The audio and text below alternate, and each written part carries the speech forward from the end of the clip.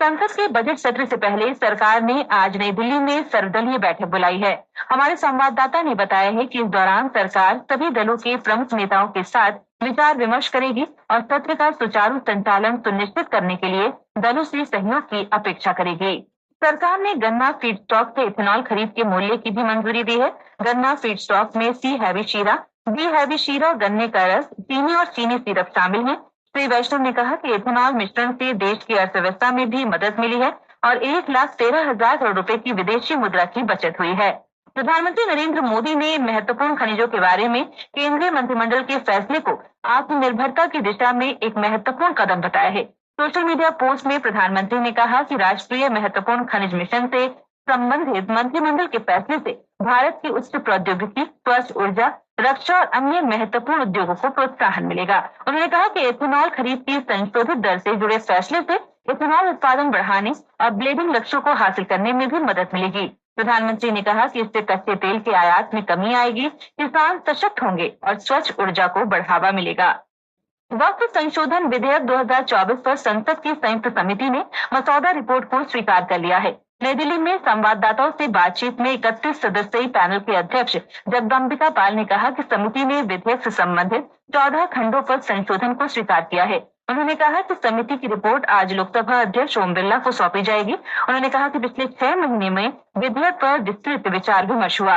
वक्फ संशोधन विधेयक 2024 का उद्देश्य देश भर में वक्फ संपत्तियों के प्रबंधन और विनियमन में सुधार करना है। दिल्ली विधानसभा चुनाव के लिए अगले महीने की 5 तारीख को मतदान होगा। उत्तर प्रदेश के प्रमुख सचिव और पुलिस महानिदेशक कल प्रयागराज में संगम पर हुई भगदड़ की घटना के बाद आज महाकुंभ में सुरक्षा व्यवस्थाओं की समीक्षा के लिए प्रयागराज जाएंगे। एक दुर्घटना में कल 30 श्रद्धालुओं की मृत्यु हो गई थी और 60 घायल हो गए थे।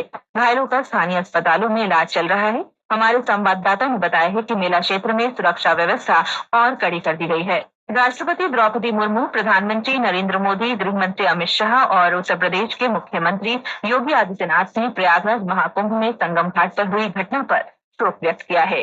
राष्ट्रपिता महात्मा गांधी की आज 77वीं पुण्यतिथि है।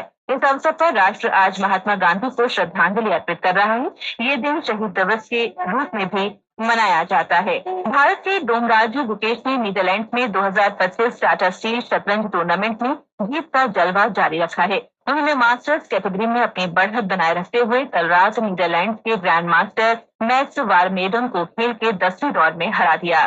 प्रयागराज महाकुंभ में कल भगदड़ से श्रद्धालुओं की मौत की खबर आज सभी समाचार पत्रों ने अपने पहले पन्ने पर दी है। दैनिक भास्कर लिखता है, मौन अमावस्या, संगम किनारे बैरिकेड टूटे, हुए लोगों को कुचलती गई भीड़, 30 की मौत। अमर उजाला की सुर्खी, मुख्यमंत्री ने दिए जांच के आदेश, 25-25 लाख मुआवजा। ट्रंप का सुनीता की मार्च तक वापसी का फरमान, मस्त की बात। दैनिक जागरण की खबर है, भारतीय मूल की सुनीता विलियम्स ने छात्रों से चर्चा करने के दौरान अंतरिक्ष में रहने के अनुभव साझा किए। कहा, याद करने की कोशिश कर रही हूँ कैसे चलते हैं। 237 दिनों से अंतरिक्ष में फंसी हुई है सुनीता विलियम्स। हिंदुस्तान की खबर है, इसरो का 100वां सफल लॉन्च, नेविगेशन सिस्टम पुख्ता होगा। इसरो प्रमुख ने कहा, अगले 5 साल में 100 और मिशन करने का लक्ष्य। सभी अखबारों की सुर्खी, गणतंत्र दिवस समारोह में उत्तर प्रदेश की झांकी के पहले पुरस्कार, जम्मू कश्मीर राइफल्स सर्वश्रेष्ठ मार्चिंग दल। जनसत्ता की खबर है, मीटिंग द विचित के साथ संपन्न हुआ गणतंत्र दिवस समारोह। विजय चौक पर आयोजित कार्यक्रम में सैन्य बैंड ने भारतीय धुनों के साथ ही मनमोहक प्रस्तुति। हरे भनी की सुर्खी, दैनिक भास्कर ने अजमेर में आना सागर झील में बैठे गल और व्हाइट पेलिकन पक्षी की तस्वीर प्रकाशित की है। पत्र लिखता है, आना सागर झील में परिंदों की चादर।